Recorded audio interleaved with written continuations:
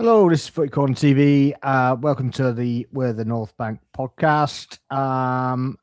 Yeah, we're going to struggle for things to talk about, I think, because I don't think anything's happened this week. So we Been are very going dull, to isn't it?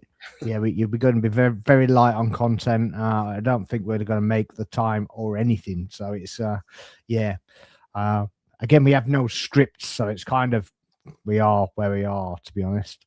But I'm sure we can muddle along. But we've got Arsenal domination in the building. How are we, sir? Yes, very good, very good. The pre-match floor flood has been mopped up. So we're all raring to go for kickoff with you this evening. Absolutely, happy days, happy days. And we've got SJ. How are we, sir? I'm doing fine, thank you very much. Just about recovered. Yeah, it's been a very good last 7 to 9 days in the football world, so I'm looking forward to today. Yeah. Discussion. Nothing's really happened though, is it? It's just kind of very boring, very Even if nothing happened, they'll create something somehow to say something happened against us. Oh, something did happen, obviously, didn't it? Because it's obviously, someone took win for a poo and didn't pick up his poo. Someone took win for a walk, he did a poop and no one picked it up. Yeah, exactly. Arteta took win for a walk and pick up the poo. and he put a bag in the bin and he didn't put it the right way up. Not the right bin, yeah. So, I hear Islington Council have issued a fine. To win. Who is now feeling like a loser. But I heard Pep did it as well, and Islington were fine because he's treated differently, right? He is treated very differently, isn't he? He can do this. And come on, I was going to say, come on, you Irons. Yeah, he can do this, and imagine if my manager did that. There'd be riot acts, wouldn't there? I actually found it quite funny, to be fair. By the way, Matt, I had no problem with him doing it, but it's exactly the point you're making. Imagine if Arteta did it. I did. I found it quite amusing, but I was like, well, it's the double standards that would be in the building if Arteta did it, and I think was it Tadibo that threw the ball at him. He didn't throw the ball at him. He threw the ball to his player on the touchline. And he hit Arteta. And the arrogance of Arteta that he is, he just went, no worries, mate. Well done. It was. They touched hands after. I was going to say it was all very amicable. Yeah. I mean, he literally threw the ball. I mean, he didn't launch it at all. Anyway, did he? He just kind of threw it to his mate, and he just happened to be stood in the way. I was going to say it was a complete accident. There was no intent to sort of, I suspect had he meant to throw it at Arteta, you might have seen a very different reaction. But I mean, he did have a stern look on his face to start off with, and then he realised it was just done by accident. He just kind of went, okay. Fair enough. Yeah, exactly. There we go. So, where do you want to start? Do you want to start with the lineup? Because this obviously we had White back in. Still no Timber. We don't know where he's gone. I think he might be out for a while. That groin injury's not getting any better, is it? Yeah. Well, that's the hope is that Timber's somewhere back, but it doesn't seem to be anywhere near, does he? So it's it looks like Mosquera's going to have to deputise after White's injury as well. But there's an alternative to that, by the way. What, Rice? No, God, no. Let's not do that. No, I mean, there is a genuine alternative, and I would go with Mosquera for the element of doubt, but there is an option to move Calafiori to right back and keep your Hincapié Calafiori as in attacking defensive fullback. I'm being very simplistic and go that because he can play right back, but I think I would go Mosquera Calafiori. But if you wanted to put out a lights out defender at left back in terms of the defensive side because you're worried about the right sided attack of the opposition, but didn't want the both defenders to be really defensive fullbacks, and you want some balance, that is an option. But Yeah, it's not, I can't. I think it should and will be Mosquera for the element of doubt. Yeah, I mean, I thought when Zubimendi was coming on, I thought he was coming on, obviously for White, and Lewis Skelly would go left back and Calafiori go right back. That's kind of what I thought was happening. Yeah, you got to be careful putting that bottle in shot. Yeah, sorry. Yeah. On the plus side, though, SJ, you're going to end up on Sky doing interviews, so you know. Yeah. Did you see that? There was a bit of commentary moment. Obviously, at the game, you wouldn't have seen it, but there was a commentary moment where Arteta basically had an Arsenal bottle in his hand, and he was like, "There's that bottle again," Wow. and you're like, "Well, it's clearly not the same freaking bottle, given that he takes it to every single game with him. So it's not the same bottle, is it?" You know, but who knew that the Arsenal manager would drink out of Arsenal branded bottles? Well, if the Tottenham manager can do it, I'm sure the Arsenal manager's allowed to. Yeah, well, they're espresso cups. So they're exclusive for Thomas Frank. They are. Oh, dear. I'll take something seriously at some point this evening. But until On a side note, actually, we had another manager of Tottenham, not necessarily fighting our corner, but basically saying, you know, it wasn't 100% a foul on the keeper. It was 200% a foul on the keeper. Yeah, he was very explicit about that. And it reminded me of Arne Slot earlier this season when he came out and said that, I can't remember who was on now, but he came out and said that it was after we played them, wasn't it? And he said he had no problem with one of the Arsenal players, Martinelli, wasn't it? After, he obviously clearly didn't see it. Yeah, the thing with the young right back from Northern Ireland, Conor Bradley. That's it. But yeah, I saw that again today, and basically somebody pointed out it was like, he was only really annoyed because he crawled back on the pitch. You only need to be over the line. You don't need to get right back on the pitch. You don't need to be moving at all. But to be fair, Martinelli didn't know the injury was that bad, because if you look at the replay, after I cleared the ball, Nelly went straight to get the ball. Then all of a sudden, turns around, this guy is down holding his leg. So Nelly was like confused, like, is he trying to waste time or anything? So he was looking at the bench at that point, wasn't he? That's why Slot didn't have any issue with it, because Slot knew that Martinelli did not know how bad it was. But then again, he now tried to crawl back on the pitch, which made it the whole thing a bit shady and all that. But most managers wouldn't have actually said no. I think most managers would have made the point. Look, tried to hype it up a little bit, but Slot, in fairness, didn't. And did what's his face yesterday, De Zerbi.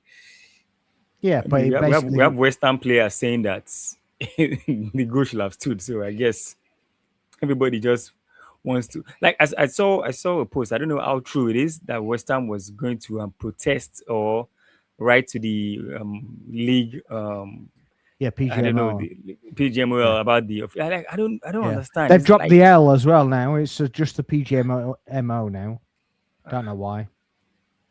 Rebranding in the hope no one notices they're still shit. Yeah, probably. I mean, yeah. I'm not calling them out this week because they made the right calls, and granted, I've heard a lot of people basically say, oh, they just want Arsenal to win it and this, that, and the other. Well, if that was the case, why didn't they send off Bernardo Silva for his or Nunes, which I think was a bit closer, by the way, but. What the first one or the second one? There was two of them. I think he should have gone for at least one of them, but at least there was more of an element of doubt in it, whether did he catch him, etc., etc. Whereas there is no element of doubt at all about Bernardo Silva. Bernardo Silva has punched the guy in the leg. That is violent conduct, and therefore it's a red card. Yeah, I mean, I think Nunes, had to go for at least one of them. I can't remember which way around they were. But I think it was the second one which was clearer than the first, but it might. Yeah, the second one was clearer. Yes, it was. Yeah, that's the one I think he should have gone for. I think the first one, there is an element. Yeah, the first one, he kind of, you could have seen that he almost tripped over himself, or he caught a bootlace and then tripped over himself. But to think that David Luiz was sent off for one of those for not actually doing anything. It's a bit of a strange one anyway, isn't it? But yeah, I think that Saliba's the last one to go for that, isn't he? I haven't seen one since, really. No, not for us. That Bournemouth. Yeah, it? Bournemouth, yeah. Yeah, but I mean, have you seen another one in the league since that? For Arsenal or in general terms? Just in general, just for anybody. What are the Tottenham United, defenders got? the one with Manchester United. I mean the Delo. yeah, that's No, slight touch. no. It was on Cunha. It was on Cunha. I think I think they were Palace. playing Leeds. Palace. I can't remember No, the it's game. they were Palace. playing. Palace. Yeah, it was. I can't remember, but it wasn't a penalty anyway. It was a sending off, but it wasn't a penalty for me. That Cunha basically made it dramatic to get into the box, but I think it was a foul, and it was a red card, but I don't think it was a penalty. I think the way he carried it on into the box was a bit out of order for me, but there we go. So yeah. So the game itself and the selection. Who wants to go first of their thoughts when you saw that? You go first, SJ, because given that you were there. I mean, what was it? Unchanged team with a third game straight. Obviously, Mikel Arteta is liking what he's seen from this lineup. It's been an injection of energy going off the last two performances, because we was on a bit of a spell where it was just drab performances, getting over the line. We turned the style on against Fulham. The Atletico Madrid game was more controlled. Obviously, the pressure's on there to get through to the final. You don't go hell for leather and get caught on a break or give away a silly goal. But I was happy to keep the same team. I thought the team was capable of beating West Ham. I kind of underestimated West Ham. I kind of just wrote them off as they're 18th in the league. We should go there and wipe the floor with them. And just looking at the last couple of years have been there, they've been very comfortable wins. And I get it, they're fighting for their lives, but I thought the quality would show through and it would be a more comfortable game, but it didn't really transpire that way. But I was happy with the game. I mean, I got there very early. I got there before it even opened. I thought it opened 2 hours before, but it doesn't. So I was waiting outside for a bit, went inside, got my pre-match meals in my seat, just watching David Raya and the rest of the keepers warm up. Just highly anticipated game. In my opinion, I thought if we won that game, it would wrap the league up. I've since kind of drawn back on that, Need to wait for it to be mathematically done. I was high on the sauce, let's just say. Thinking if we win that game, won the league. But it's to do with Man City dropping points against Everton. I didn't think they would drop points versus Everton. Caught me by surprise, and I did think of our last 3 games of the season, this West Ham game would be the hardest. I mean, in all respect to Burnley, I don't think they're really going to put up a fight. And Crystal Palace, we know they got their Europa League, Conference League final 3 days after. But you never know. You still can't write them off, and it's a difficult place to go. The players that come in, they're not just going to walk around the pitch. They're fighting for their place to try and get in the starting lineup. So yeah, I was happy with the lineup, and I was just raring for the game to go. How about yourselves? Yeah, I'm pretty much the same as that, to be honest. I was quite happy with the lineup being the same as normal. Like you say, it's been reinvigorated a little bit, hasn't it? So it's kind of that's exactly what we wanted to see, and that's what we got. So I mean, I didn't expect to see Luis Skelly in the Atletico Madrid lineup. So the fact that he trusts him there kind of said that that's what he's going to stick with, basically. I mean, I thought just on... Oh, sorry, Sparks, go on. Go on. No, go on. I was going to say, I thought on the lineup, I felt the only way we were making changes if there was any sort of fatigue or any injury sort of stuff. So Saka, for instance, had just come back. He played, 20 minutes, half an hour. Then he played 60, 65 minutes. Was he going to be back on the bench just rotated in for that reason? Same with Calafiori, Ben White. I wondered if there'd be anything in that. Ben White looked less likely because of the options at right back. Miles Lewis-Skelly, could it be fatigue? They were the 4 I was looking at as possible changes on fatigue grounds rather than anything else. But I felt that if they were all fit, it would be the same team. It was right to be the same team because they'd done so well in their previous 2 games. So a little bit of chemistry, a little bit of fluidity there. And in fairness, until the Ben White injury, we were very much dominant, playing really good football, and you could see that working again. It was obviously the Ben White injury and the subsequent decision around the substitution that sort of changed it for a little while. Yeah, what do you make of that? The substitution. I felt it was an odd one in the moment. Instantly, I was like, I likened it, funny enough. I was talking to my son about it, to Pep Guardiola in big games where he overthinks it and tinkers a little bit. I was like, it didn't quite make sense to me. My first thought was Miles Lewis-Skelly's going to right back, or Calafiori's going to right back and Lewis-Skelly to left back. And then it was obviously Declan Rice. And I felt Declan Rice was instrumental in that middle of the park, and it proved to be the case. So I think it was a really odd substitution. In fairness to him, he corrected it at halftime and then in the second half, but he was then using substitutes to correct a mistake.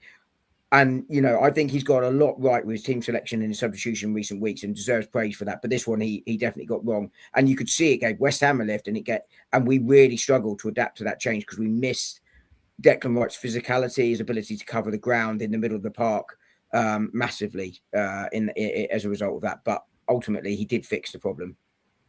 Yeah, I just jump in. I think it was a sign of the pressure, the magnitude of the game, what it meant, need to win that game. And I was concerned. I'm thinking if Arteta's thinking to bring Zubimendi on, he's got a team of staff around him. You don't want to be yes men, but surely everyone around me in the crowd said, "What's going on? Like, that's not the sub." I'm sure you all thought the same way when you was watching. Like, that's not the sub. It made no sense. And I can understand if Arteta is, like I say, he's in that situation. Sometimes you go into a state where you just go in autopilot and you just come out of it after thinking, what was I thinking? Why did I do that for? And sometimes you need your staff just to slap you out and say, boss, you sure? We've got... do you think there was an issue with Mascara? I don't know. I mean, I'm not too sure. I'm trying to see when he actually came on. When did he come on, Mascara? He came on when Zubimendi came off, didn't he? So yeah, half time, more or less. No, just off in the second half. He came on and Zubimendi went off, basically, didn't he? I mean, there was. I mean, I didn't see it, and I don't remember it, but there was apparently a massive debate going on before the substitution of Zubimendi between the coaching staff and Arteta that went on for a good minute or so beforehand. So maybe they were like that for the most of the game, though. To be fair, yeah. They were in confabs with each other. Yeah, I saw it during the game. I don't remember seeing that moment, but that might be because I remember other ones and therefore forget that one. But yeah, I just wondered if it was a case of right. Okay, well, he was backing him up, so he's saying, well, do that sub and it counteracts it instead of him just going, no, it's all right, I'll just own it. He just carried on with it. So it was more so the fact that you're taking your best centre mid out of their position. That was the bit that it's just. Yeah, I mean, I think we were completely dominant in midfield at that point. So maybe he thought that we didn't need as much stability in the middle. So he kind of went, well, I thought the dominance is because of Declan Rice. To apply the pressure and win the ball back. I think Sparks is trying to get into Arteta's thoughts rather than. Yeah. Like I said, it's the pressure. You're not thinking straight. You're just thinking. All I was thinking was more. Obviously, we're more than controlling the midfield, so it doesn't matter if we get Zubimendi on. I mean, if that's the case, why bring Zubimendi on at all? I don't. It is a bit baffling, but. Yeah, it was a bit weird, and as you said, Dom, I think my thought was that Zubimendi would go in the middle, and Lewis-Skelly would go left back, and Calafiori would go right back. That would be because I don't think even the commentary would basically say Lewis-Skelly's never played at right back, but that doesn't always stop them. So it's But yeah, he battled his way out of it. Really, I mean, it wouldn't have been great to take Zubmenzi straight off and switch it up, but eventually works around it, didn't he? So it kind of came back, and then the subs kind of came into their own for it. Do you not? So yeah, what was your thoughts, T? Well, like you said, I just believe that right up until the point of Ben White's injury, we actually were dominating the game. We had our best spell in the whole game. So I probably felt. I mean, I think he felt that we had them where we wanted them, camped in their half. So rather than bringing Musquera, let's have more players that can actually control the ball on the pitch. So bring in Zubimendi, Rice can play in the right back position, like makeshift right back. But what he probably didn't know was that or he didn't realize, or he didn't, what's the word? He didn't foresee was that removing Rice from the midfield was going to give West Ham a lot more space and then a lot more push, because the moment he made that change, West Ham started attacking. They started gaining confidence to come at us. And we all saw it. There are chances, the Raya save from the flying header and all that. So he gambled it, and then he was wrong. And we all saw it in the 64th or thereabouts, 64th minute of the game. He had to make he had to make changes. Brought in Musquera and then brought Rice back into the midfield. But the problem with that is that West Ham already had confidence. They felt that they could win the game. They had a chance. So it didn't really it changed our defensive setup, but the tense nature of the game was already there. The game was already high pressure, high stake, and West Ham was up for it. And you saw it with the chance they had in the 78 minutes. I mean, I'm sure everybody had it was had hands in mouth, like, what's it going to happen again? And all of a sudden, Raya came up with the save, and less than 6 minutes after that, we come up with the winner. So, I mean, everybody knows. I'm sure Arteta knows that he got that solved. He got it completely wrong, and he's definitely not going to do it again. The only issue with this match is Ben White's injury, because just before this injury, it looked like he was getting back to the Ben White of old that we knew of. His form was getting better. He was moving better. He was sharper, and then all of a sudden, he's out for the season. Maybe might not even make the World Cup squad. So it was just bad situation for everybody involved. But then I don't think Arteta is going to make that kind of mistake, that kind of sub anymore going forward. Yeah, he's out for the season as well by all accounts. So he's MCL, isn't it? Yeah, it's an MCL. So it's Do you think that will affect our ability to sell him? Because I think he was out the door anyway. I'm still not totally convinced, to be honest, about that. Okay. I think Arsenal will be looking to sell him and will take offers for him this summer. I'm not convinced the MCL in isolation will, because it was a knock. It was an impact injury rather than a muscular one. The problem is it's yet another injury to add to another injury to add to another injury. Yeah. And what it will do, I think it will affect the price. So I think if Ben White had been fully fit all season and playing, let's say not quite at the level he was a couple of years ago, but somewhere close to that, Arsenal probably aren't selling him for a start, but for a second, you're probably looking at a 35-40 million pound sale there. You're probably looking at nearer the 20 million pound mark. 20 to 25, isn't it? Yeah, exactly. As a result, because people aren't going to take that risk so much. Yeah, Everton or Fulham will pick him up. One of them teams like that. Everton feel really right for me for Ben White. Yeah, I agree. He seems to, feels like, Yeah, and Everton are at a point as well where they need to take a risk on that type of player, where you have to go for the experience of guys that have been there, got a lot, without being too old that they're going to impact. You're going to have to replace them again in 2 or 3 years' time. But when you're doing that, you're taking risks on players that are no longer wanted at these top clubs for one reason or another, and sometimes that can be the injury-related ones. We've done it several times in the early years of Mikel Arteta, because you need those players with that sort of profile. But you're only going to get the ones that aren't wanted, and there's a reason why they're not wanted anymore. Yeah, for sure. Let me just do these messages quickly. Khalid in the house. Evening, guys. Evening, Khalid. Welcome in.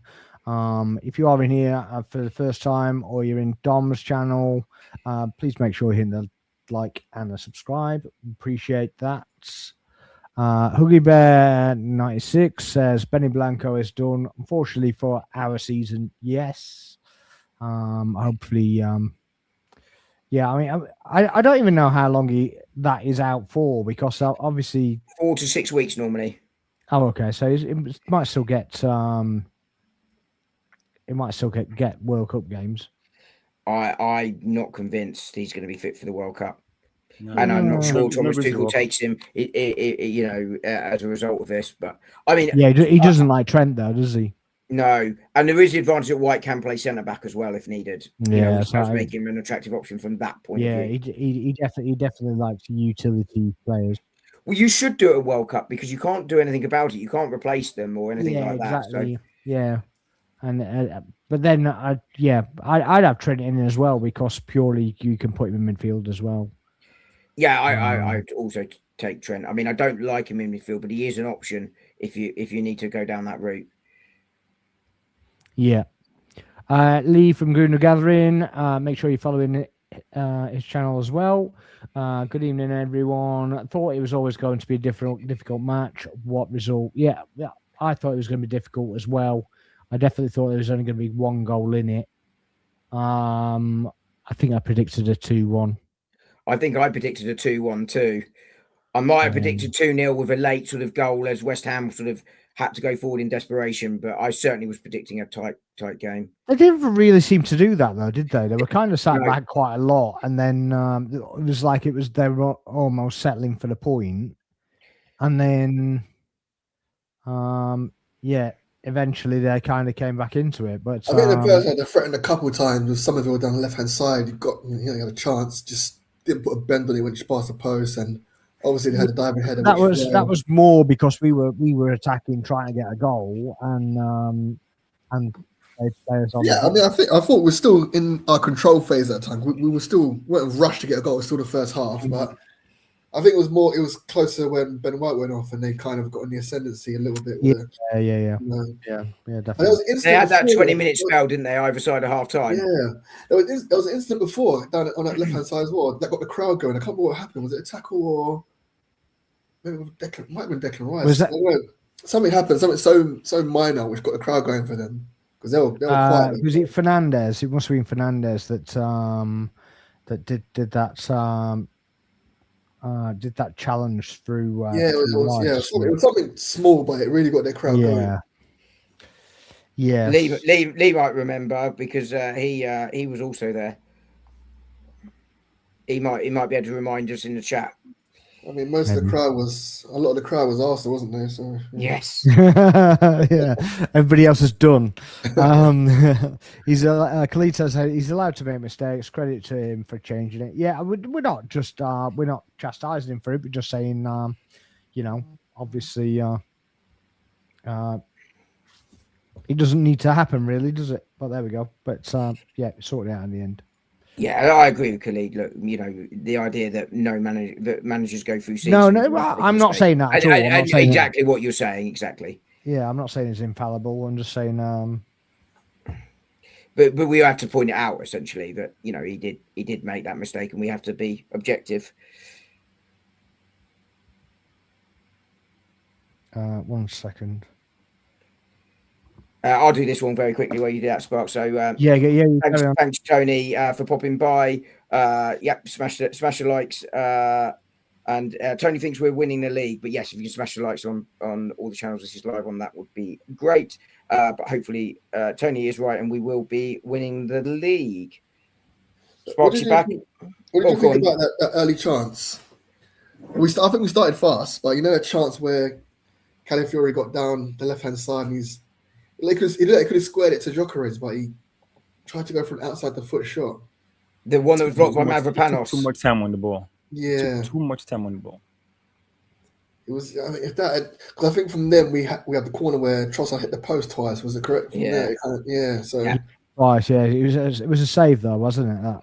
Yeah, the first one was saved, and the second one he just hit from couple of yards out. I think if we had scored that goal earlier, I think it'd have been a very different game. 100%. Yeah, Yeah, for sure. yeah. But yeah. Lee says Calafiori may have picked up an injury, but at least Arteta made a corrective change at halftime. Yeah. Apparently, on the touchline to celebrate the goal, he literally just went leathering it down the field. And Yeah, I think he did, but he did look injured. You could see he was holding his groin at one point, and just before the half time, when the ball went out, and he took an age to go over there. okay. So, yeah, I think he did have some He sort was of feeling niggle. It just happened to coincide with the corrections that I need to make to get Zubimendi back off the pitch. So it fit the narrative, unfortunately. Possibly a precaution then, from your point of view. Say again. Possibly just Arsenal taking precaution on him then. Yeah, Of the injury. I mean, but just fast forward in the head hypothetically. Who would you start, him or Hincapié in the Champions League final? Given that PSG are most likely going to have the ball and attacking us, they're a very direct team. I would say Hincapié is better defensively. Calafiori offers more going forward, but we could be, I won't say under the cosh, but yeah, under the cosh to some extent. I think we should be worried about the right back position right now, not the left back. Yeah, true. Yeah, true. Yeah. Yeah, right back first, and then I think I would say you have to see who the right back is. Yeah, I mean, Timber, he came out in the not to warm up, but he was watching the boys warm up, and he was walking off, and it didn't look like the same limp from the Madrid home game. But I think he was more cognizant that people are watching his gait now, so he's trying to keep it together, right, left, right, left, right, left, because he realizes everything gets analyzed hypercritically. Oh yeah. You can't do got to anything. walk out there. You can't do have to do anything else. Lee says with Coleman likely to retire. I mean, I thought he had retired. He's got more injuries than God knows what.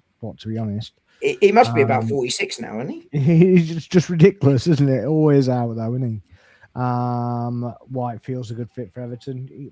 He's was that that was Ben White we were talking about earlier. No, I know. Who said Everton? Yeah, we just put it out there. Yeah. Evening, gents. Dinny here from the Lake District. Do you think Subby has played himself out of the team for the final? SJ? The problem is, because we've had this formation change, it looks like Zibby's been the scapegoat. And people have been forgetting that earlier this season, he's been one of our most instrumental players, especially... Yeah, we wouldn't be where we are now. We started the first half of the season, we started fast, we were getting after teams. He was a part of that. He was an instrumental piece in that, setting the press. Obviously, we changed our ways, the way we set up. Maybe mid-December, early January, we kind of sit off teams a little bit more. But I get the arguments against Zubimendi because I think he has stopped with his progressive passing, and he seems to be. I mean, he could be tired. I don't know. I mean, I did check out his minutes. He does play quite a lot of minutes. He has played quite a lot of minutes in his at Sociedad, so it wasn't a case of like he's playing a super amount extra more minutes. Yeah, it was only 2,500, wasn't it? At Sociedad, he played was his maximum. I thought it was a bit more. I thought it was a bit. When I looked yesterday, I thought it was a bit more on Transfermarkt. But what I would say is obviously the speed of this league is quite different to the Spanish league. It's a bit more slower, a bit more regimented than the build up. So, I mean, I would agree. Arteta hasn't really helped him in terms of reduce his minutes. We're having Christian Norgard there could happen, but again, that's just a learning curve. Has he lost his place in the final? I don't know. It's a tough call. You'd think he'd start because he's played every round up until now, apart from that second leg against Madrid, and he's an experienced player. He's played in the biggest games, European final. He's come off the bench and won the game win the game for Spain. It's a big call, but that's Arteta's job and not ours. I would go with Zubimendi for the final. I think Arteta will stay loyal. Yeah. I think his lack of form, sort of in the last few weeks and months, has been tiredness related. I think I've defended Mikel Arteta from accusations of rotation quite a lot, but the exception to that is the midfield too. I think, as you said, Norgard could have played earlier. Obviously, people are going to say Miles Lewis-Skelly, but actually, I think the introduction feels about right for Miles Lewis-Skelly, maybe a few weeks earlier, but nothing major. But I think the decision on the final is not necessarily going to be about form. It's going to be not solely down to form. I think it's going to be, do I want Martin Zubimendi, the experienced midfielder who understands, what these big occasions are about, has the experience of playing in big matches and, understands the game maybe a little bit better and the role a little bit better than Miles on account of his age and stuff? Or do I want the player in form who's playing really, really well in Miles Lewis-Skelly? And I think that's how Mikel Arteta is going to have to weigh this one up at the moment. I don't know how it's going to go either. You shouldn't forget, though, this same Miles Lewis-Skelly last year at 18 played PSG and he played well both legs. Let's not forget that. So the thing is, different position though, isn't it? Yeah, different position. I can say. Yeah, but the thing is, he inverted into the midfield too. So He I did. understand. Inverting's different though. It's you still have Yeah. the map and you've got that extra player, so it's not quite the same. So yeah, But Skelly he's a midfielder. He's not a left back. Obviously that puts him under more pressure. So obviously it puts him more prone to kind of mistakes and whatnot. And I think that's probably what he thinks. The thing is, for me, if he's going to be playing with Skelly, then Eze doesn't start. If he's playing Zubimendi, then maybe Eze starts. No, because you can't have Skelly and Eze both in the midfield. They play they kind of take almost similar risks. So having those two in the midfield might not work. So like you said, like SGA said, it's Arteta's call. Nobody has that responsibility on our shoulders. I agree with you. He has to get the relationships right. He needs to look at the relationships with players and literally. I don't know if you remember FIFA from years ago. You play Ultimate Teams with the chemistry. You literally have to get the chemistry of the team right with what we're going to face in terms of PSG's attack. Because PSG are one of the most direct teams in the world. They don't really pass around the back and build up. They just literally direct Kvaratskhelia, Dembele, go, and they're relentless with it. So those 90 minutes are going to be very fast. Yeah, I definitely think that Rice and Zubimendi is going to be the key for that one, because he's going to want to try and lock up midfield, and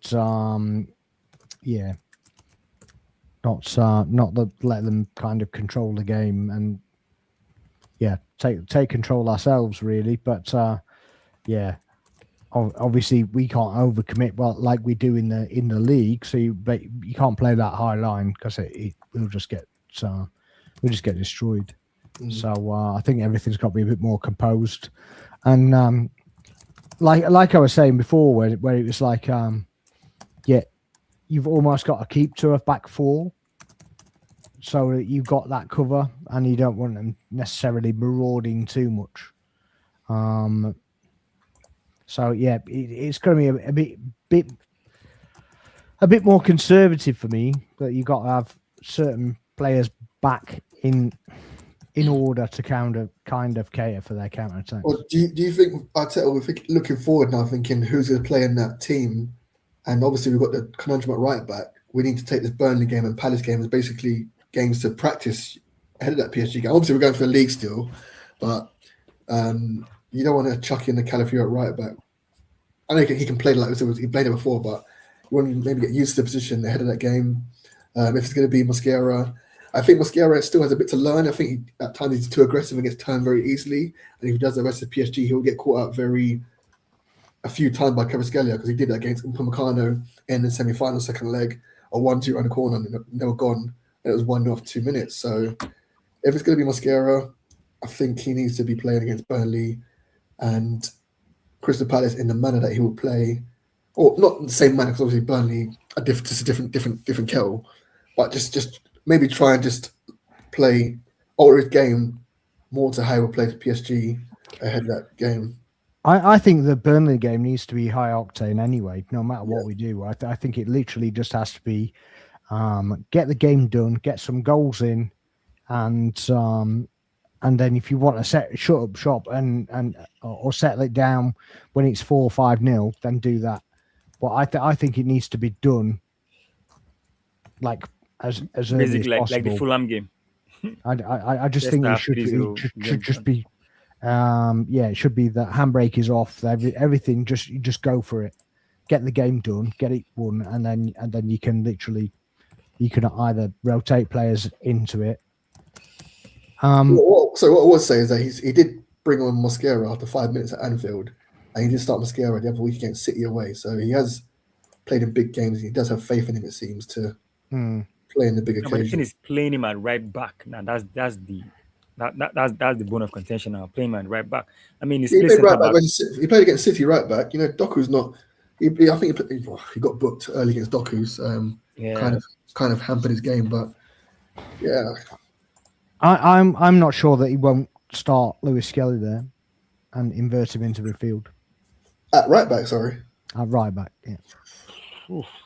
I think that's very experimental. Yeah, but I mean, obviously you've got two right backs out, and you've only got Mosquera left, and he still likes to do the 65 to 25 minute rotation thing. But what if he goes 5-4-1 on the defensive formation? That's why you're being defensive. Like depending, like how you go with Mosquera, Saliba, Gabriel, Calafiori, and If Calafiori is fit, probably if Calafiori is fit, then probably Lewis Kelly or Rice can. But it's great. I'm trying to look at it defensively, because the thing is, PSG, their best form of attack is from the wings, the left and the right. You know, Dembele, Due, Bakola, Kvaratskhelia. They are all coming from the wings. So that's where they are most dangerous. That's what I mean. That's what I mean. So you've got Mosquera, who kind of only fit right back. So yes. Do you just protect him, or do you put do you play Salmon on the bench for cover and then switch it over from there? Because if he's the only right back we got, and we go into the Champions League final without a right back, yeah, I think we're pretty Is screwed. there a chance that Timber can be fit for that game? Well, we don't know, do we? We don't have any information. There is no information whatsoever. Honestly, I don't want to worry about that game right now, because we still have a league to win, like SJ said. Oh Absolutely. I believe we win this league. That momentum, that confidence carries us over into the Champions League final, because that's what I feel like. They win this league, the boys know that okay, now we've won the league, it's wrapped up. Now we have a chance to go and make history, because it's not just about doing the double; it's about being the first team for this club to win the UEFA Champions League. So I just think one game at a time. I mean, we know the options we have anyway. It's either we use Mosquera there, or convert Calafiori, or Lewis Kelly. Those are the options we have. That's three players. I don't think Arteta should be thinking too much about it. Worst case scenario, he puts in Nkapie there. Let's just say, like, worst case scenario, okay, Nkapie go play right back, Calafiori plays left back. But right now, Burnley is the next game. Like Spark said, if you can go up 2-3-0 in the first half, you can rest some players and maybe then try Calafiori or try Lewis Kelly at right back, maybe with some 20 minutes to go, and see how he fares. So basically, let's just face the next game at hand, because that PSG game is going to be very, very difficult right now, because we don't have a proper right back that can match Kvaratskhelia for pace, and also defend. I don't think anybody can match him for pace, to be honest with you. No, but the thing is, you might be able to match him for pace, in the sense that you can push him up the field. Exactly, you check his runs. Yeah. That's what I'm saying. Which is what you do with White, isn't it? You pin him back. Timber is a kind of player. White is also a player that can do that. Some dark arts, if you want me to call it. Like, you know what he's capable of, so you stop him. You check those runs. Yeah. I mean, it's a dicey situation. Well, it's Arteta's call. It's the coaching crew's call. So I'm sure if we fans are thinking about it like this, imagine what is going on in the locker room with these coaches right now. Like, they're definitely doing different. Like, different formations, formulas, permutations, Oh, like of course they are. Yeah, I everybody mean, could go. Exactly. So eventually Yeah. they're going to get it right. I mean, it's Difference two is and a half weeks he gets to the paid £10 million a year. We don't, unfortunately. yeah, Yeah. yeah. Unfortunately, So But I mean, but T is right though about the one game at a time, right? I mean, Trossard said it after the game, but also I think Arsenal winning the league, I think, is that big release of that pressure cooker. Like Sparks, we Yeah. talked about it before the Carabao Cup final. yeah, You I know, think that's that the was same almost thing. the most important bit. But this league is the same. Winning that first one is going to be so important, and it will just ease some of the pressure going into the Champions League final. Of course, the expectation will be there that we want to win it. Of course, the weight of history will be on them, and the Breeds players will want to confidence win as it well, for doesn't it? themselves. But exactly that. It breeds confidence and imagine the pressure on the players if they've not won the league, and then their whole season comes down to the Champions League final, and on Mikel Arteta as well. Like, it's going to be huge. So winning the league now is got to be priority one, and you do whatever it needs to be to do that, and then you worry about who plays right back in the Champions League after. Yeah, my mate basically said to me, he said if you've won the league, which he thinks that we have anyway. He said basically the Champions League finals a free hit. I agree, actually. So you've won the league already. So it's like, well, there's no pressure to win something big now. There is pressure in the sense that we've never won it before, but that's not on those players. Yeah. So it's exactly. it's like if you do it, then it's amazing. But if you don't, then it's not on you. You know, at the end of the day. Lee basically says the salmon is a good shout. He won't look like a fish out of water. He put 2 laughing emoji faces. I definitely don't think it's worth 2. And you're rolling as well, so yeah, definitely not rolling. You're in competition with Dom there of worst joke on the stream. I think Lee might have won it tonight. I think Lee might have won it. Yeah. Dom, what did you make of Odegaard when he came on? I thought it was fantastic, actually. Mikel Arteta obviously made the change to go to 2 10s and a single pivot rather than the double pivot and the single 10. And look, Martin Odegaard has had a difficult 18 months or so, 2 years, arguably. People criticise his leadership and his captaincy, but I thought he was immense on both regards in terms of quality and leadership on in that sort of cameo at the weekend. I thought he knitted the play together and led the press as he always does. But he looks like we've seen touch of it at times, but we saw less of the safety stuff really in that moment. And yes, people criticise him for taking too many touches. Yeah, I've already had a go at you over that joke, Lee. But to be fair, so I'm only jealous because I didn't think of it first. Yeah. I definitely wasn't working during some of that conversation. But people criticise him for taking too many touches, but sometimes it can do that. And he took those touches in the penalty area under pressure with close control and waited for that gap. And Trossard as well lost his man. So the two of them deserve a lot of credit. But Odegaard, I thought, was absolutely fantastic. And then I'm sure we'll talk about it in a minute, but the VAR, he went straight to the referee, shoved the players out of the way, made sure none of them got into trouble, and spoke to the referee, as he is allowed to do as the captain. And I thought he just showed some leadership there. And I've spoken about leadership before. Look, most of us want that heart on the sleeve that we can all see, Tony Adams, Patrick Vieira, but there are many different types of leaders, and we've got some of them in Gabriel and Rice. Odegaard leads in a different way, and that's why I'm not bothered about who the captain is, because I think you need all of those. But he showed that he can take control calmly in those situations, and I think that's exactly what it needed in that moment. Can you imagine Gabriel in that situation? Yeah, exactly. Captain, he'd be proper in his face, and he'd be proper. Roy Keane, he might headbutt him like he did Haaland the other week. Yeah, he'd be really annoying. So certainly in that situation, I was glad he wasn't captain. Yeah, exactly. And don't get me wrong, there are times when you probably need that, which isn't Martin Odegaard's game. It's why you want those variety of different players in that leadership group. Yeah, for sure. It feels like after him getting caught out on a half turn leading to goals, Mrs. Zubi, he stopped doing that movement. He plays the ball backwards or sideways.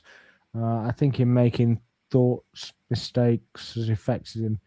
Yeah, but I just think he's slightly fatigued as well, and it affects players differently. And Yeah, it's a new league for him for a start off. It's probably twice the pace of the La Liga. I also don't think it's just him either. I think the pressure's got to them sort of in recent weeks, and then we lost at City, and the pressure kind of came off strangely in some ways. I was just about to add that it kind of came on and then went off, and it's almost, rather than it being a team pressure now, it's an individual pressure. Do you know what I mean? So it seems like that's what it is. Sam Wilson says, evening, folks. Evening, Sam. It still feels like a dream. Final push now. Yeah, not long to wait. And hopefully we can, get Burnley out of the way quite comfortably and see what happens with City with their 2 games. So, hopefully they're not only 2 points behind. 3 games actually, but then the funny thing is, and not for us. Everybody, for us. Everybody here watched the Invincibles, watched the 0-2 title winning team, and I think in 98 you're about. So I think I just look at the young Arsenal fans, the ones that are probably say 20, 26 and below. They have never actually celebrated an Arsenal title win. I wonder how it would be for them to actually celebrate this win after all the years of banter, bottling, and all that. I mean, I tell my friends here that they can't banter me for not winning the league, because I've seen my team win the league multiple times, but they always banter Arsenal like, "Where's your Champions League?" Like when we are talking, like when we are auditioning ourselves, then everybody says, "Then I want to button like, where's the Champions League?" I'm like, okay, fine. I haven't won the European title, so let me just sit back. So I always tell them this, that all of them, before they started supporting their clubs have already won the Champions League before, except for Chelsea and City fans. And we all know that most Chelsea fans were Arsenal and Man U fans that jumped ship when Abramovich money came in. So I always tell them City fans now, aren't they? Most of you, most of you didn't see your team win their first Champions League title. But me, I'm going to witness Arsenal win their first Champions League title before. Oh, hopefully. I hope so, yeah. Hopefully, May 31st, the morning, I'm going to be putting on my Arsenal jersey and I'm going to be walking down the road. I told some guys here, I mean, they've been on my case from the beginning of the season. In fact, when we dropped those 6 points, they're Man United fans by any chance? No, that's Chelsea fans. No, see, that's the difference. The dynamics is different over here. Over there, United fans are probably the ones that are giving Arsenal fans the most. Right here in Nigeria, it's fans. As in, they're all over the place. They are there. They are like this. They're on my shoulder to the end. They rather stay to the end and then we now banter them, because let's not forget, if Arsenal wins this league and wins the Champions League, Chelsea becomes the new banter boys, because they're the ones that will probably be playing Europe next season. They're probably going to be going through a massive rebuild, and they know that winning any major trophy is going to be like, it's going to take like at least 5 years. So I disagree with you. I think it's Man United, to be honest. Well, I know that they're going to play Champions League football, but they're 13 years, so they're the next furthest behind from winning. Yeah, but the thing is, they will be in Europe next season. So I mean that I'm asking, but respect. I mean, exactly. you don't know how long they're going to stay in Europe. That's the thing. Well, yeah, but the thing is, the first step is to obviously qualify, but the second step is to stay in. Yeah. So, that's the thing. So this month is decisive. Arsenal right now can end the banter era. This month we can end it all. As in, banter just stops. Better. So that's the thing. Khalid says we can't be experimenting in do or die games. If you can't experiment against Burnley, mate, I don't know when you can. Burnley got nothing to play. Burnley at the Emirates, they're down already. Yeah.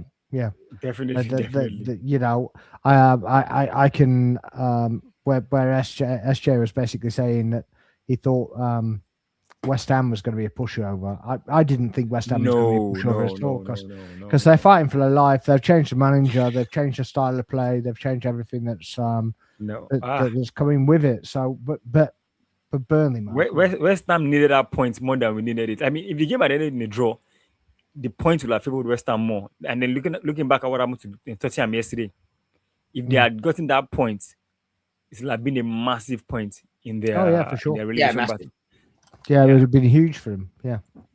I wonder how much it Uh, affected Spurs last night as well. Had West Ham got a point on Sunday? Yeah. Look, the thing is with De Zerbi coming in, I reckon if he'd come in with maybe another six games or something like that, I think Well, they wouldn't be in this mess. Yeah. They'd be well out of it. I think. Yeah, I agree. But it's tricky. I mean, just like the title race, this relegation battle will probably go to the last day because Chelsea. I don't see Spurs beating Chelsea. I mean, the game may end in a draw, but Spurs they are playing Everton on the last They're day. both rubbish at the moment. Exactly, but that Everton game, that's the game that I really want to watch. Spurs Everton. Who have West Ham got left? West Ham, they're playing Newcastle and Leeds. Newcastle and Leeds. Yeah. Oh, So yes. it's two touch and go for both teams anyway. I don't see them winning either of them, to be honest. That's the problem. I don't see both teams winning either of their last two games. That's the problem. No, I really don't see. Yeah, Newcastle's away at St James's, 5:30, and Leeds at 4:00. Well, but they're all at 4:00, aren't they? They're all, Yeah. they're Last one all of the seasons, yeah. Yeah, I'm not convinced that. But I think West Ham will get a point at St James's. do you? Yeah, I think they might. Yeah, Newcastle and at dire St form. James's. Yeah, they get a point there, and Tottenham loses to Chelsea. then it's game on. That might be, it's game on. Seriously. But West Ham would Yeah, have to win their last game of the season because of goal difference. It's massive against them. Yeah, so they go and they got Everton, and Everton are going for Europe. Yeah, exactly. So it's Yeah, I can't see it. I just can't. I see think it. West Ham are going down. I mean, West I think Ham have got gone. West Ham have got Leeds. I It'd could see them take a beating miracle. Leeds. I could see them beating Leeds on the last day of the season if they had to. But I mean, my gut feeling is West Ham are going down. But they've got to win one of these last two games. 2 draws isn't enough. no. It's Not all unless right for Tottenham get battered twice. Yeah, Spurs could get a draw maybe. A draw. They only really need a draw. Yeah, a draw might be enough for Spurs. Yeah, because then West One Ham, draw even if they because of the goal won one, they're difference. still down on goal difference. Yeah. By the way, are we wonkering Lee from the chat for that seasoned joke? I can't afford to wongo anybody for that. Yeah, well, I was letting it stew on there, Lee. Season comedian. Fish stew, presumably. Definitely something at work, but anyway. Is that Josh? Yes. Evening, Josh. Hi, evening, Josh. Welcome in, sir. Another undercover gooner.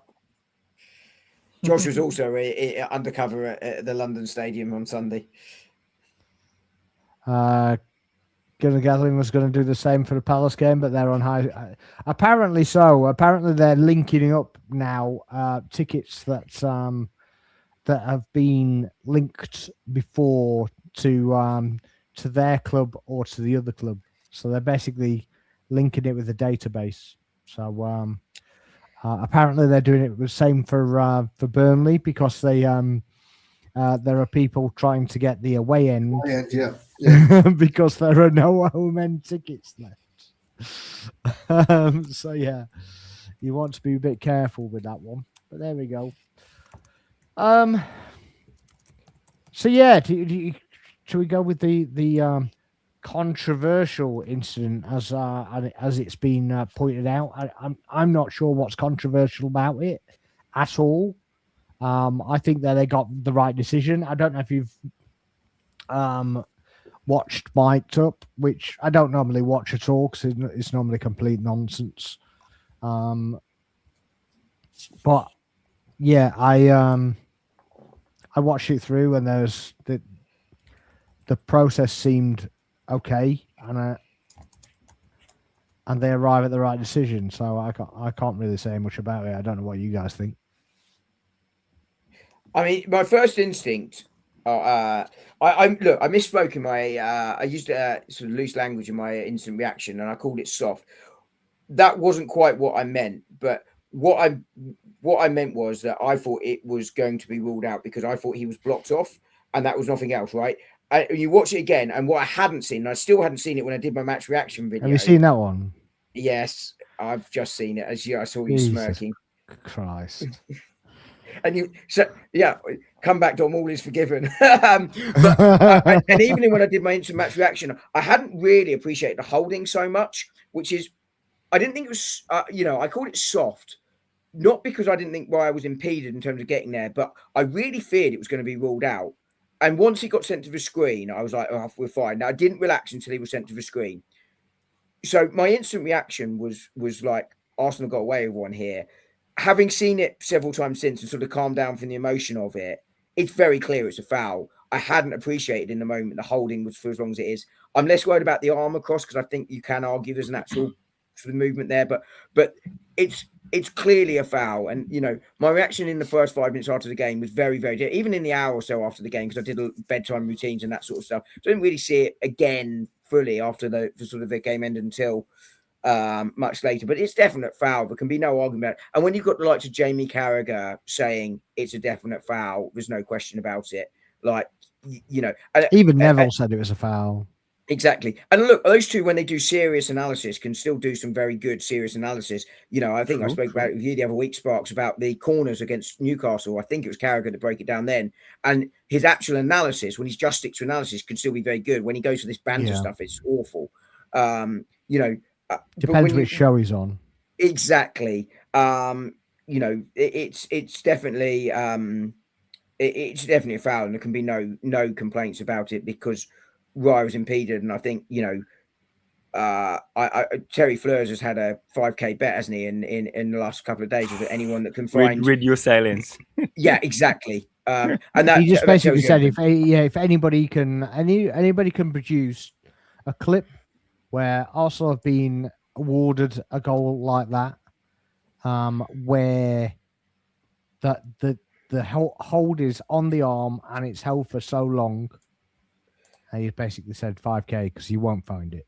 No, and my instant reaction was definitely wrong, no question about it. But I was genuinely concerned that was not going to be ruled out. I was genuinely very, very worried. That was a very, very, very, very, very long 5 minutes. Okay, sorry.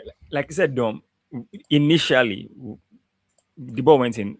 My mind went to the Wolves game. Same thing, last minute equalizer. Like, but then again, I watched the replay once. I saw the replay once.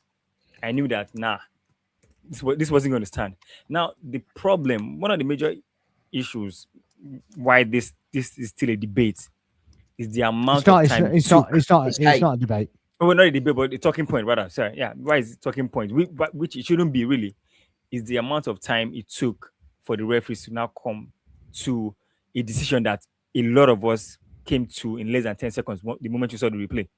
So the thing is, now it begs the question: why did it take so long? What was the referee looking for? I mean, there was a player pulling the keeper at the back, pulling the jersey.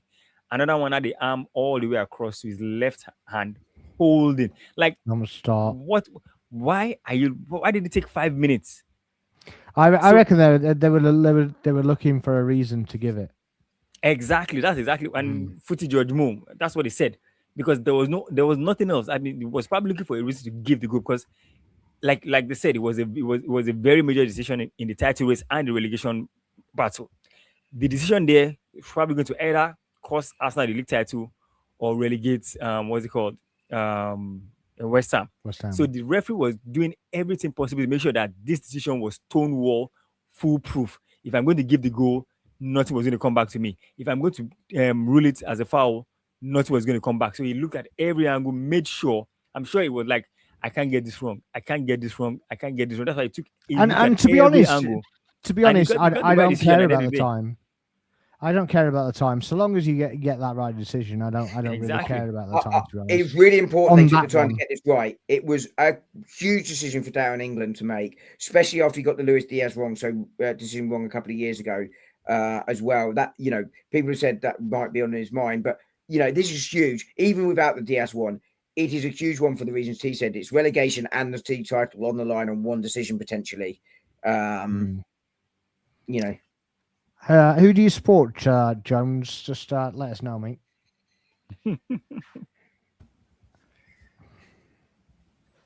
They're toing and froing with ridiculously bad jokes. We want Spurs to survive because this is kind of what I said as well. Because everybody was saying, "Oh, well, I want to see Spurs get relegated. It'd be funny." No. Well, yeah, and I was of the opinion that earlier in the season when we kind of went, well, we could have it done. We could run away with it, or and we failed to do so. But had we been those points away, I kind of joked that we just let West Ham win, and relegate them. But honestly, I don't care about them enough to affect my results. I don't care. And that Abby Summers, is it Summers? I hate Abby Summers, but yes. Yeah, I mean, I wouldn't go so far as to say I hate her because I don't. The content is working. I don't know enough to hate, but I mean to basically be so angry that your rival has won a game that's going to benefit you is just crazy, because she literally just lost the plot completely, run off out of the studio because in fact everybody in that studio, it was a bit of a it was crazy. And you could kind of hear the producers going, "Yeah, you need to calm down, because you're just screaming. You just couldn't hear anything. It was literally just like a YouTube watch along channel. It wasn't like a highly funded sports show. It was literally just like, well, it was like watching my channel with three of us just screaming at the screen in a shed. In a shed. If the roles were reversed, if the roles were reversed, I 100% want Spurs to win that game against West Ham on Sunday, because it gives my team a chance to stay up. There's no question about it. I mean, I don't understand any kind of other kind of logic. It's mental, right? Yeah. See you later, Lee. Thanks, mate. Lee's finished. Oh God! Stop it! Oh my God! Oh boy! Oh God! Oh. Has Dom won the title back now? Has he gotten his title back? He's killed my soul. But yeah, I just don't understand why. If it helps your team, do you actually want to get relegated? It doesn't make sense. It doesn't make sense to me either. Well, and Evening Tom, by the way, has just seen him in the chat. So Evening Tom. You've seen who? 14th Canon. His name's Tom. Oh, okay. Fair enough. If you are in the chat, please make sure you're hitting like and subscribe to all 3 channels, actually 4 channels. So we've all got 4 the channels, and they're all as you see them on the screen. So if you can sub to all of them, that'd be much appreciated. Yeah. But yeah, I just don't understand not wanting your team to do well just because it helps your rival. I mean, for all intensive purposes, it's done anyway. But them getting a point doesn't help you at all. No. And whether you expected to beat Leeds, I don't really know, but they didn't look very good. I do think that they should have had a penalty, though. I mean, I don't know if you watched the game, but I do think that Madison, I think it was penalty. That touch was so minute. Like, honestly, I didn't see the touch. I still didn't see it, but the still was there. But it was his knee on his quad that I kind of thought. Yeah. For me, first glance, I was like, penalty. I saw the replay. I was still like, yes, penalty. But then again, well, I guess. I mean, let's be fair. They're being consistent because remember that What penalty that shout, minute touch on the the ball. one with the one on Gyökeres. I think who did we play? Was it Everton? I can't remember again. It we was played- Newcastle. It's Newcastle. So I mean, you get the ball. It doesn't matter what happens. Yeah. No. But that was different though because he only touched the ball because Gyökeres kicked it onto his foot. Yeah, but I'm saying the logic is the defending player got the ball. You know regardless. what I'm trying to say though is that is wrong by their own ruling because they basically gave a penalty to Brighton last season based on a clash of heads and the ball kind of accidentally landed on Saliba's head. Don't even remind me of that. That's what I'm saying. Oh, it's terrible. You're saying that they're kind of together and everything, but they weren't really. Daniel's in the chat. Big up, mate. How are we? Has anyone actually listened to the audio? Up? Yes, What I have, was yeah. that? Yeah, you listened to it. Yeah. Yeah, I mean, it's weird they were going through every.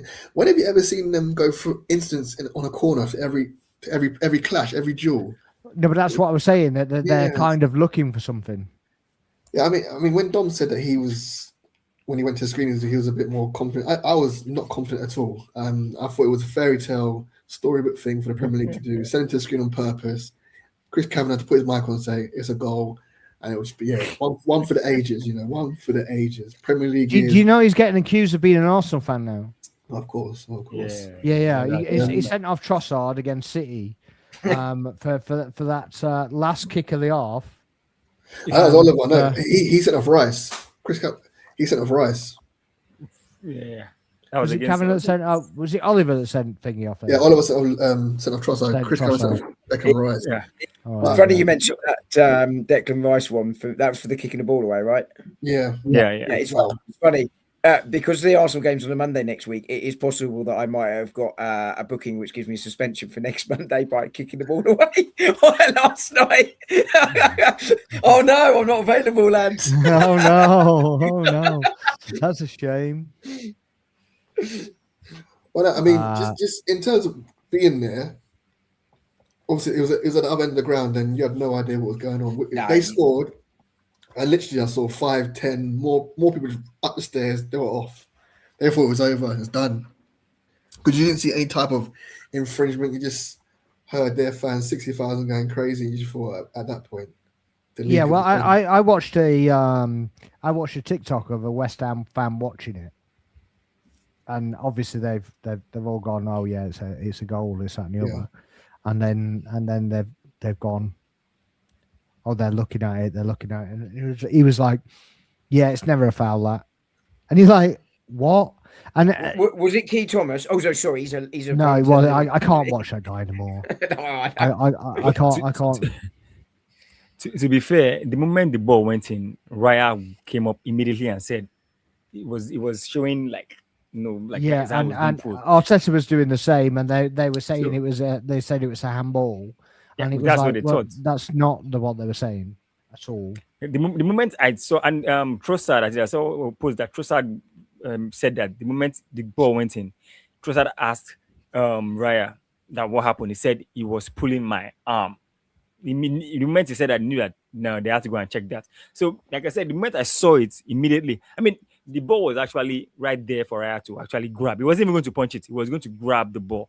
Yeah, it was in his hands. Yeah, it slipped through his fingers while what's his name again? Is it Fernandez? What's his name? One was Pablo, and the other was Pablo, and the other was Alida. So his hand was still holding Raya's hands while Raya was trying to catch the ball. So there was no way, no how he was going to be given. I think it's just this a talking is point. PGMOL we're talking about.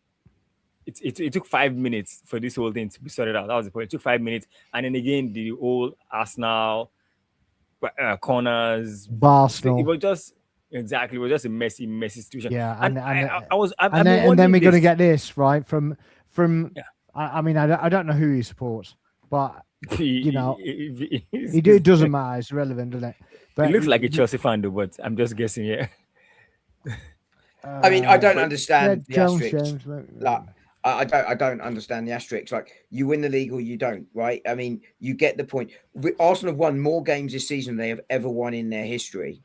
Like, you know, is it pretty every time? No, but that's as much on the opposition as it is on us. And you don't have to win a Premier League by playing pretty football. There is no rule to say that. What we're doing, taking it away from Jose Mourinho, taking it away from some of the scrappy ones Ferguson won, like his last one. And I'm not criticizing these managers, by the way. I'm just merely pointing out that there is more than one way to win. Are we taking away the Invincibles because we were scraping draws towards the end? Like, you know, well, most people do, to be fair. but you know what I mean. Like, yeah, it is ridiculous, absolutely ridiculous. Yeah. My beef is since 2004 when we last won it up until now. Man U has won it, Chelsea has won it, Liverpool has won it, City has won it. All these teams have won it multiple times. Arsenal is about to win it. Everybody's shouting and crying. Like, I don't understand. We don't have the right to win the Premiership. Yeah, because that's what I'm getting. Like, they know they have to reflect. Then they can't deflect anymore. That's like, what it is. what's the big deal? Okay, we've won it this year. Someone else come and win it next year. We can repeat. Yeah, It's not like it's nobody's birthright. Yeah, well, exactly. Everything goes in cycles, doesn't it? At the end of the day, but I'll tell you what. I mean, I'll be more than happy to get off 13 anyway. That 13 number is not far too long. That is. We've had 13 on there, but yeah. Daniel said first thought was a pen. Once it wasn't. I think this is the Madison one.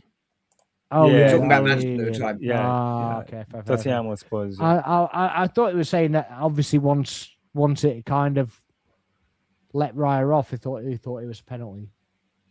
But yeah, the thing is with that decision as well, nobody, not even the VAR, even looked at Souček taking down Havertz, and that was the first thing that happened.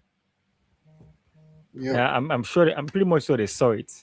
Probably, I'm sure they saw it because But they they looked didn't put it in frame at all. They just didn't even put it in frame.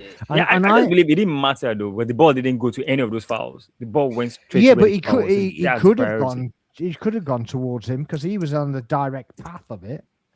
Yeah, true. and what you said there, T, is key. I don't know why they're looking at all the instances because the ball can only go to one place in the box. So to look at that's the guidance they've said as well, isn't it? If it's immediately affected the trajectory was going for Raya. If he wasn't impeded, he would have caught it with ease, gone on the floor, wasted time, took a booking, and the game was done. Well, so just all slow the fouls whatever, well off the ball it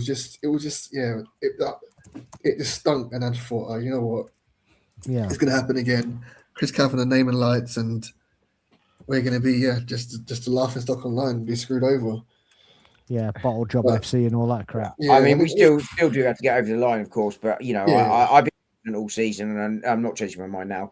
Although I do love the flip flop from some quarters where we're not winning the league because of this manager. This manager's going to win us the league, and it's all because I've been criticising him. Get it? Just do one. I really don't understand that concept at all because all the time that these people, and I'm sure you've had this comment on the pods that you've shared with those people as well, where they basically go, he can't win it unless everything's perfect. If everything's perfect, then he'll win it. But you're like, well, everything isn't perfect, is it? Because you're disgruntled because he's not doing the things you wanted to. So how can you ever say that anything's been perfect? Because you've literally gone and you're holding it against him because he hasn't played Lewis Skelly enough for you, or he hasn't played Norgard enough for you, or he let Ranieri go on loan. You don't know what the criteria behind that is. I mean, does seem to turn out that maybe Ranieri has a bit of an attitude and they're trying to work it out of him. But we only know that what we see from the outside. He's in the dressing room. You don't know what he's saying in the dressing room. But it's the same when they say, "Why didn't he play this player when he's injured?" Well, you don't know. You literally don't know. Like, you know, I was watching Was it Mo stream? I can't remember which stream it was, and there was Wolfie on there as a Forest fan, and he was basically saying, "Oh yeah, Arteta's just shit, and he does this and he's shit, and he doesn't know what he's doing and he's shit," and it's like, he said something about Calafiori, and it was like he was pulled off because he was injured. No, he wasn't injured. How the fucking hell do you know? You don't even support the club, let alone bloody be in our dressing room. What the hell what's it got to do with you anyway? And it just like, yeah. But I saw another video. He's a Forest fan, right?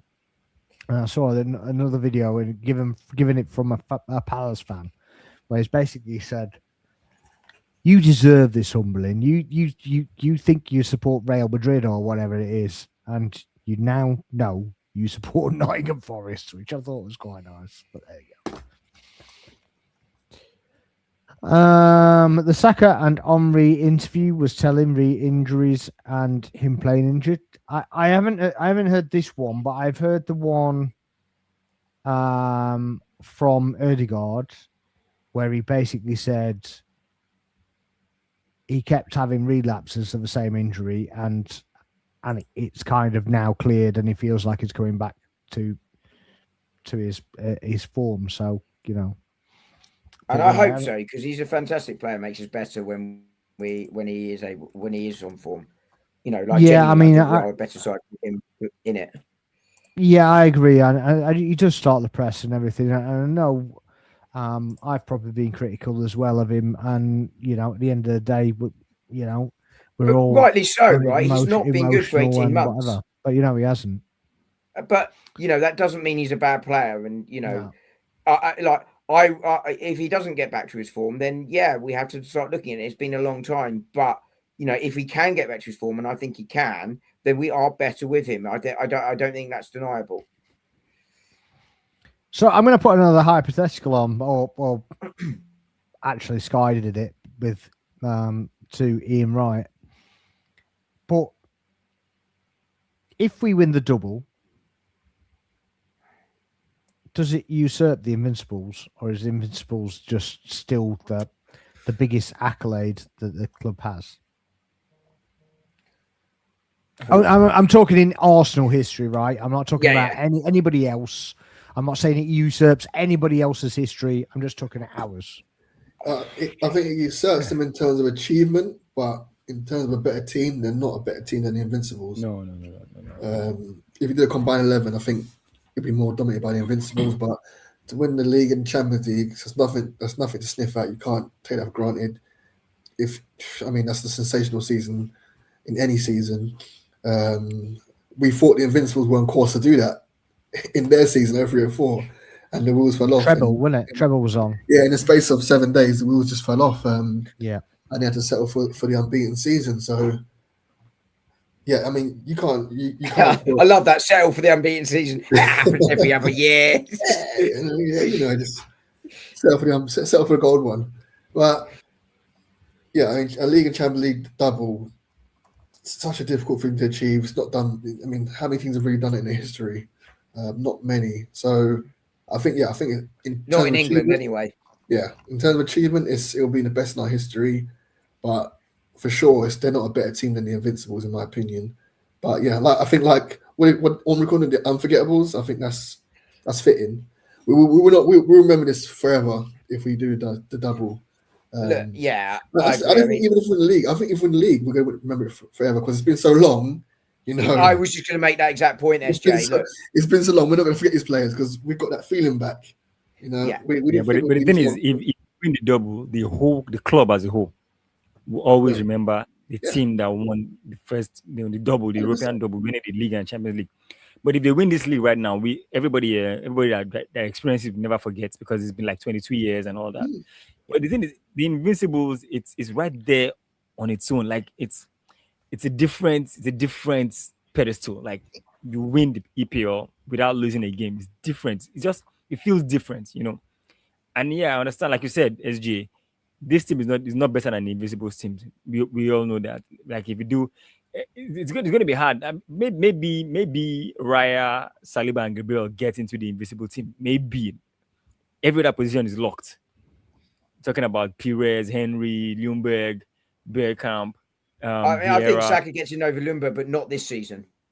Well, Even that invincible season, Ljungberg was on.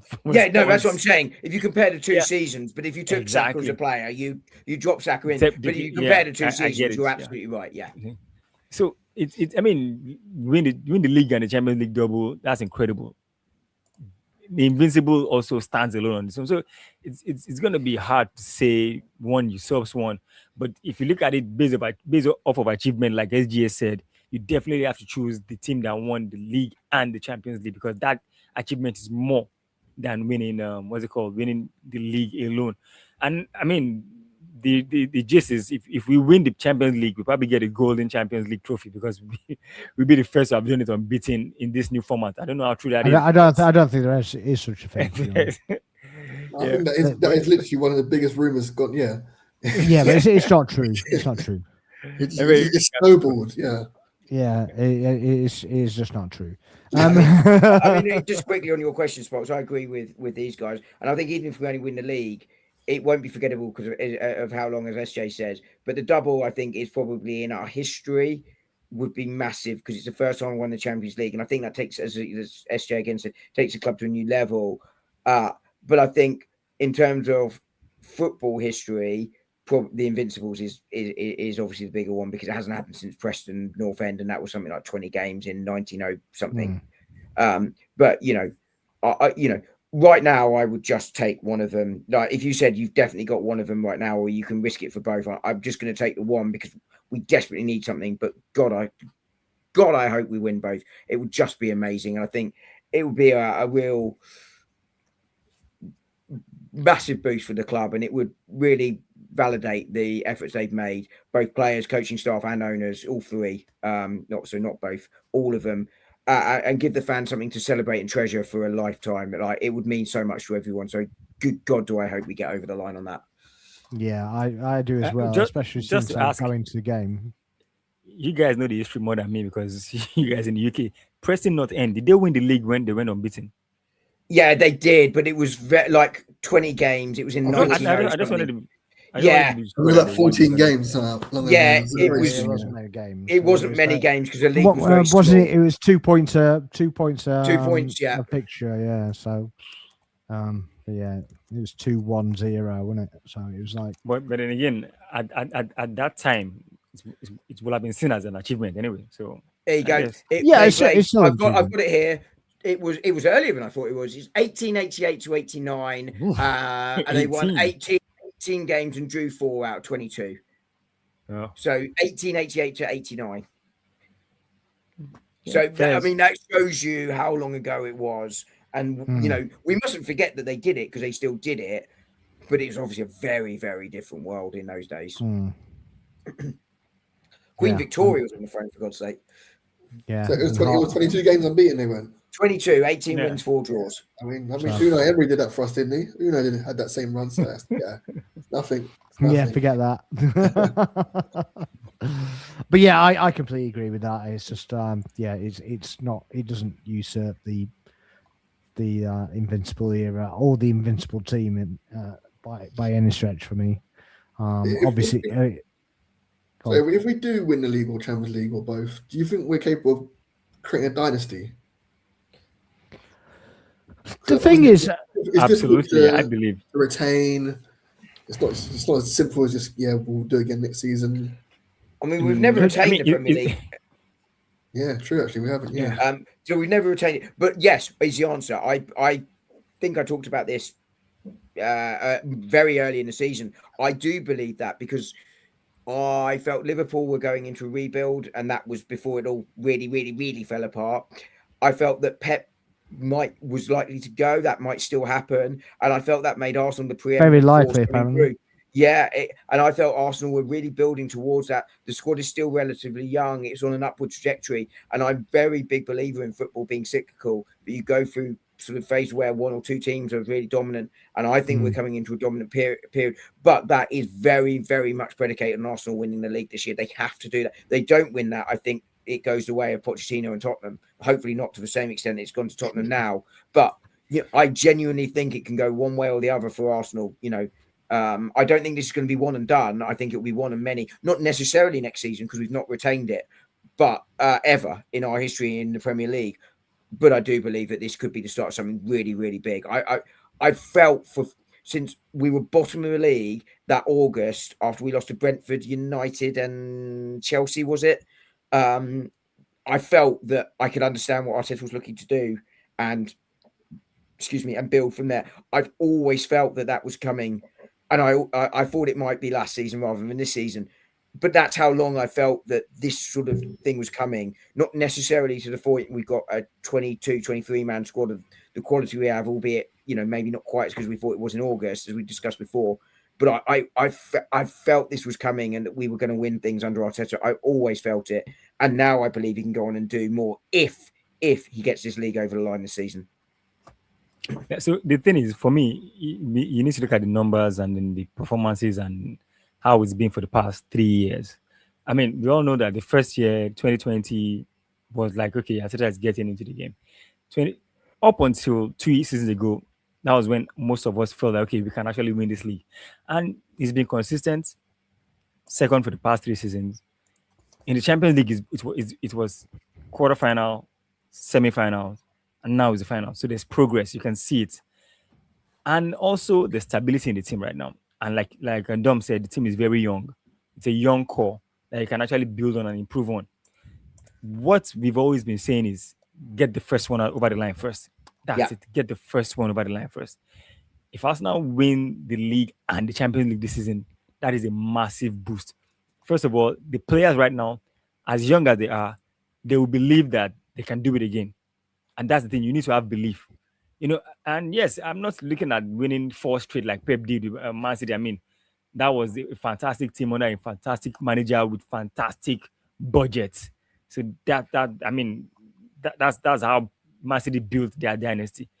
But if we do the double this season and look at this same team and give them 5 more years, there's nothing stopping this team to win 2 more titles in the next 5 seasons after this one. And who knows, maybe another appearance in the Champions League final. Because right now, there's not enough, not a handful of teams better than this particular team in Europe right now. And if you look at all the teams that you will call, you want to call Bayern Munich, Barcelona, PSG, those are the only 3 teams you will call right now that you can say, okay, maybe they are at the same level of this Arsenal team or maybe better. And if you look at all of them, it's not so far. And Bayern Munich even have some players that are aging, unlike this Arsenal team. So yes, get the first one over the line first. That's the thing. That's why this league is very important. The Champions League, yes, is also as important, maybe even more. But right now, the focus is win the next 2 games and you win the league. Win that, you're champions. Then it tells you that yes, we are capable of winning. And again, it's Pep. It's the same. What's the word? It's the same. It's the same monkey on the shoulder that has been our problem for the past 4 seasons, and you end up beating that same manager. It lets you know that you can do it. Because I can't remember the stream and the video I watched. Like, imagine if Pep wins this season and then leaves, then Arteta wins next season, then be like, oh, but he couldn't beat Pep. So there are so many ghosts that this team needs to get rid of. Pep is one of them. Winning the league or winning the Champions League or both is also one of them. Once you do it, the players know that they are champions. They know that they can do it. Every game becomes different. All this control, being cautious, it will not be like that next season because you know that you are champions, you can win, you will go out and play. The same thing. That's exactly what happened this last couple of games where Arteta decided to use Lewis Kelly. I mean, look at it. Kelly hadn't been playing the Premiership for so long that we all feel that that's it. He's not playing again. All of a sudden, in the last 2 games, he's been playing the games. As in, nobody expected. I mean, we were here before the second leg of the Atletico game. We did not expect Lewis Kelly to start in the midfield, but all of a sudden, he started, and we saw exactly why he did that. So the belief needs to be in this team. They need to believe that they can do it, and you get that belief by getting the first one done. It's just like that quote. Remember that and the Batman quote in the Justice League movie where Flash was like, what do I do? What do I do? And Batman says, save one. Just save the first one. Once you get the first one, you know what to do. And that's what happened. He got the first person out, then all of a sudden, he started getting them out there. So let's just get this league over the line first. And I believe that once we win this league, the way the boys will approach the Champions League final will be different. We will see it. That's just we will see it. Yeah, on that rousing note, I think we can just about end there. We're gonna just wanted to respond to this. I think it's a lot harder to win things today compared to the Invincibles era, purely based on number of games. I don't think it's necessarily based on the number of games. I think it's more competitive league. In terms of that, there's more money spread around. Obviously, there's better quality players, better quality, lower down players, if you like.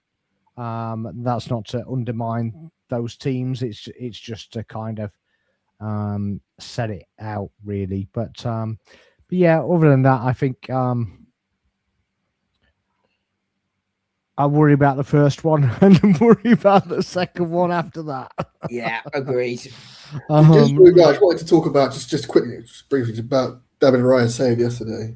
I think the one thing I would say is before that, the Gabriel block as well. By the way, is all as important as the Raya saved, and I think that's been overlooked a little bit because of the amount of blocks. The previous game was put in this season. Well, Gabriel was aerially, he was ridiculous the previous game as well, and it was so good. So I watched my match reaction back instantly after the game, and it was honestly one of the worst videos I've ever done. And it kind of shows the emotion you're going through because you forget half the things that happen in the game.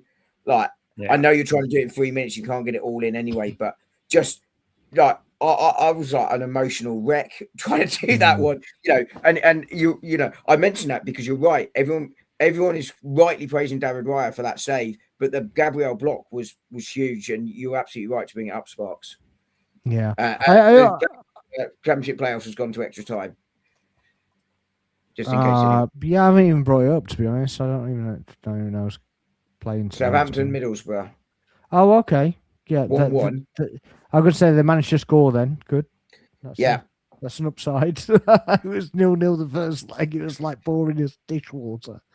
But yeah, I would say as well for Saliba makes things look so easy, man. It's just unbelievable.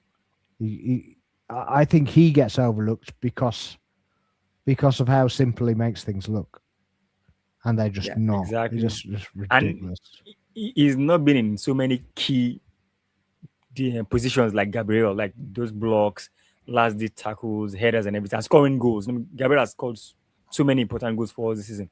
Saliba has just been, he's been that player. He's been very consistent, very, very, we say professional. Yeah, he's very professional at his job. For me, he's still our best defender.